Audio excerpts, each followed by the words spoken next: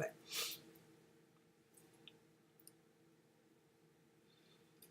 Welcome back, everyone. You're listening to All About Healing, and I'm your host, Emily Francis, and we are up for Emily's Energy Corner for this next segment. And first, I just want to say, if you listen to the show, if there's things that you want me to answer or talk about, if there's certain guests that you'd like to see on the show or to cover certain subjects, please shoot me an email. That's EmilyAFrancis@gmail.com. That's EMILY, A like Apple, Francis, FRANCIS @gmail.com. It's all lowercase, it's all one word, nothing fancy. EmilyAFrancis@gmail.com. Feel free to shoot me a line. I want to know what you're thinking. I want to know how you feel about the show and what I can do to make it better. So please don't hesitate to reach out to me. And I promise you, if I hear from you, I will respond. Okay, so I have a lot of different thoughts. We just had Simi Arora on the line, and I was Simi's guest last year when my book came out, and I was surprised at how much of a social media following she has. She's a huge media platform, and she reached out to me and asked if I would want to be on her show, and I was just blown away. She is such a ray of light. She has so much positive energy and so much wisdom to share and to offer, and she's very selfless. So I really liked her from the time that I met her on, and I have followed her ever since, and I've really watched her come into her own. She's become very powerful in her presence and what she can offer. So spiritual strength and emotional mastery, things like that.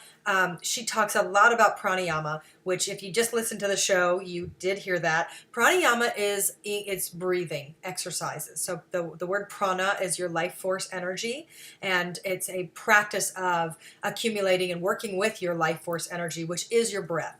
So in the United States, we don't have a word for prana. In China, they call it qi. In Japan, they call it ki. And there are other terms for it around the world. But in most other cultures, it is believed that at the moment of birth, that spirit blows a breath into you, and that's what brings you to life and makes you conscious. And it's your spiritual, your whole essence. It's all your energy. Your spiritual energy, your emotional energy, everything that makes you who you are. It's your life force energy. You know, and it's interesting because in the United States, we really don't have a lot of conversations anyway about energy. You know, we'll say like, wow, that person's got a lot of energy. But we don't really say, wow, that person has really cultivated their chi. It's very healthy. Look at their vital force energy. So balanced. You know, we don't really follow that. And sadly, when we start to develop the awareness of that and working with that life force energy, a lot of people will give you those sideways looks. Oh, they've gotten crazy. They're new age. They've gone off the deep end. But really, does it make you new age? Does it make you weird or odd? No. It puts you right in line with the Great Spirit. It is your essence. It is your primal energy. And I loved that she talked about pranayama, and we can just call it breathing. It's fine. And so I want to offer today one of the most basic breathing practices. And the reason that I want to offer it is because I believe that this particular conversation and offering can be used right now, and it can be used every day, every time you need it, and it's like the most basic one in the world. Now, here's what I have noticed about anybody that's teaching breathing is they'll say, take a deep breath in, or they'll just say, take a deep breath, and people will do this, you know, and it gets all stuck in this chest and shoulders, and somehow we think that's healthy, which, by the way, it is not. So when you are asked to take a deep breath, the first thing to do is exhale all remaining breath that is still in the lungs before you take that inhale. And that then is the nice deep breath that you take in that changes the dynamic, and you can go from there. But if you haven't cleared the space to be able to take a deep breath, then it becomes stressful. And then when you're trying to teach a breathing practice, you're now making it worse. So I want you to be really aware of whenever you yourself take on a breathing practice, or you think, gosh, I'm getting really anxious, I'm getting really overwhelmed, I should take a deep breath. Don't make it harder on yourself. So there are 3 places that hold the full 100% of lung capacity. And that is in the diaphragm, just below the ribs. The diaphragm, it's a muscle, is 80% of the lung capacity. And then 10% is in the middle of the chest, the sternum, and the final 10% is in the clavicle, the collarbone. So a lot of times when people take a deep breath, it's shallow and short and high in the chest, which is the sternum and the clavicle, which only gives you at most 20% of full oxygen ability. So that's why we want to exhale and let everything out first. And you know who has this down pat is professional swimmers, which if you see them in the water before they compete, they'll do this rounds of really deep forced exhales, and they'll push out that breath so that they're making room in the lungs so that when they take that really deep breath in, they can hold that breath for the length of the pool. So I don't know why, for some reason, we just have skipped that as an offering and as a tool. And I think it's one of the most basic and powerful offerings that I could give.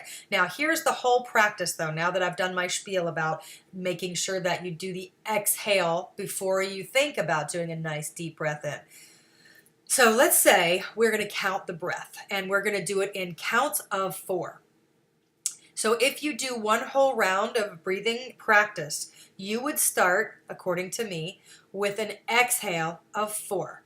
So you would breathe out for 1, 2, 3, 4. But then, instead of breathing in, you hold the breath for a count of 4 before you inhale for 1, 2, 3, 4. And again, hold your breath. 1, 2, 3, 4. Exhale again for a count of 4. Hold the breath for a count of 4. Inhale again for a count of 4. And hold the breath again for a count of 4. And if you want to make it more intense, then you would actually inhale on a 4 count and exhale for an 8 count. Because again, people do not put the emphasis on the exhale, but the exhale is more important than the emphasis on the inhale. You have to make that space in your lungs and in your mind, because when that breath is all about the inhale, it scatters the mind. And now it makes an anxious behavior more anxious because you have now added on more pressure and there's not enough room in your lungs and in your body. And air is your vital life force. It's coming from the outside. It's your gift from the trees, and then it comes into your lungs, and then it pumps through your blood into your heart. I mean, it's such a magical, beautiful experience that we take for granted all the time.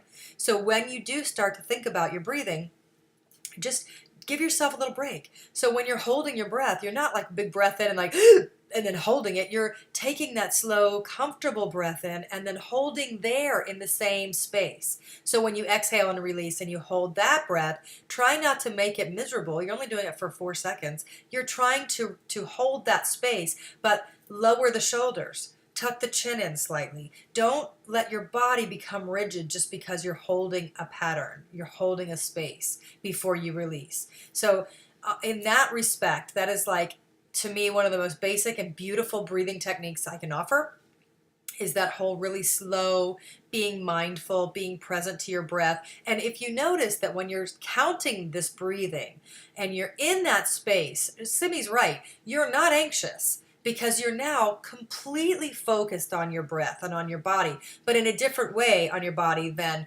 wondering if you have body symptoms of something. So it is the way to achieve a single pointed focus, which is the entire purpose of calming the mind and becoming very centered, this single pointed focus into your body and your mind. So that is your present for the day. I hope you practice that a lot. Shoot me an email, emilyafrancis@gmail.com. I have loved having you guys on today. I hope everybody has a great week. We'll see you back here next Wednesday.